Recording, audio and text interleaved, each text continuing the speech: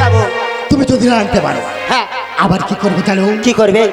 এই দেখো বটে বৃক্ষ গাছ, ওই বটে বৃক্ষ গাছের গায়ে আমি তোমার বেঁধে রাখবো উত্তরা। আরে শুনো হে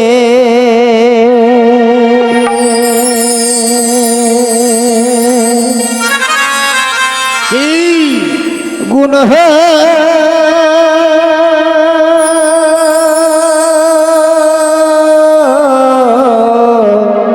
মনি বলো বলো বলো। ওরে আমার কথা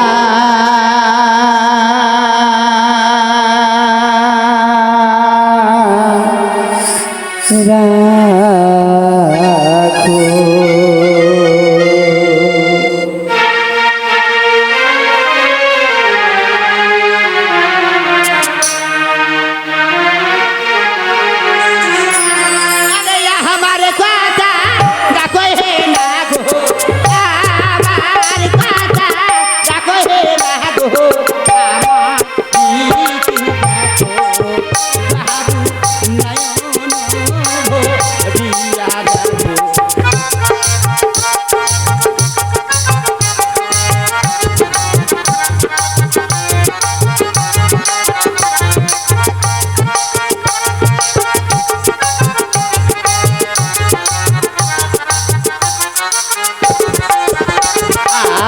अरे बेहुला को ले रे कामिनी अरे क्या मोनिया नहीं बोया हामी উত্তরা, আমি তোমার কথা বলতে শুনতে চাই না উত্তরা।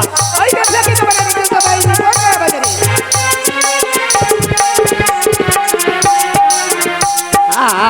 अरे बेहुला को ले रे कामिनी अरे क्या मोनिया नहीं बोया हामी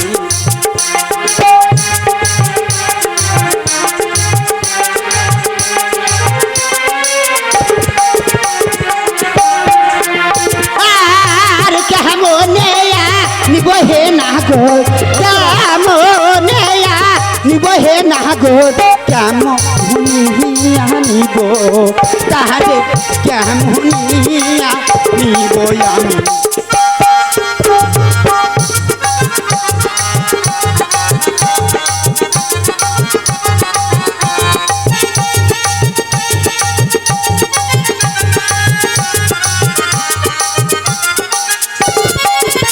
आहार स्वर्ण कौटा स्वर्ण कुला हर स्वर्ण पुतुल चाই বিহুলা উত্তরা, একই বলছো উত্তরা। স্বর্ণ কৌটা, স্বর্ণ কুলা, স্বর্ণ পুতুল। आहार स्वर्ण कौटा स्वर्ण कुला हर स्वर्ण पुतुल चाই বিহুলা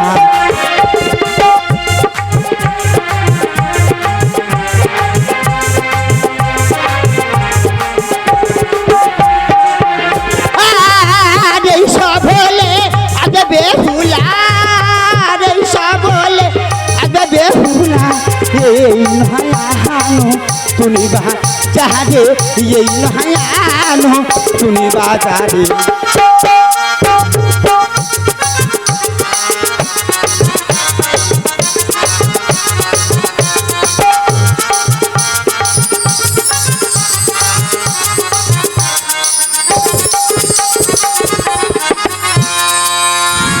শুনলে বাবু?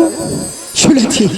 তাহলে এখান থেকে উজানের আগর পর্যন্ত করি রাস্তা, দুপারে ফুলের বাগিচা, স্বর্ণ কৌটা, স্বর্ণ কুলো আর সোনার পুতুলি যদি আমি তোমায় হস্তে তুলে দিই, তাহলে সেই বেহুলা সুন্দরীকে এনে দেবে তুমি এই উত্তরে বেড়ে বাজারে। হ্যাঁ বাবু।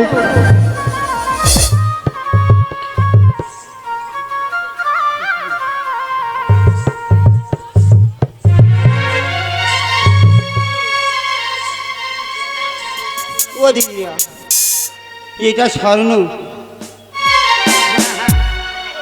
পাকা স্বর্ণ ওই জন্য কালা ঘোলাটার মতো রং না তা যদি এটা স্বর্ণ হবে চুলটা এমন কেন সেটা উত্তরা, হ্যাঁ তোমরা গরিব মানুষ, হ্যাঁ এই স্বর্ণ হ্যাঁ চিনতে পারছি না তাই তো? না, গরিব মানুষ কোনোদিন স্বর্ণ দেখিনি, কি করছো? তো আমি কথা দিচ্ছি হ্যাঁ এটা হলো স্বর্ণের পুতুল, হ্যাঁ আমি তোমার হাতে দিলাম। হ্যাঁ।